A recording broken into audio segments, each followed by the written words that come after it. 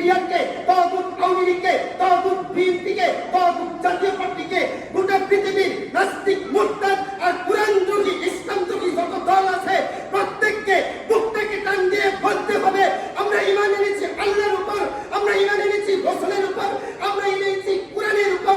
তোমাদের মন করা আইন এই সমাজে চলতে দেওয়া হবে না, তোমাদের মন করা আইন পার্লামেন্টে চলতে দেওয়া হবে না, তোমাদের মন করা আইন কংগ্রেসে চলতে দেওয়া হবে না, সিনেটে চলতে দেওয়া হবে না। আকাশ এবং জমিনের মালিকের আইন এই পৃথিবীতে চলবে। এই জন্যই মসজিদ করা হয়েছে, এই জন্যই দাওয়াত দিতে এসেছি। কথা কি ঠিক নয়? জাতিকে পলিথিন মার্কা দাওয়াত আর কতকাল দিবেন? জাতিকে পলিথিন মার্কা দাওয়াত আর কতকাল দিবেন?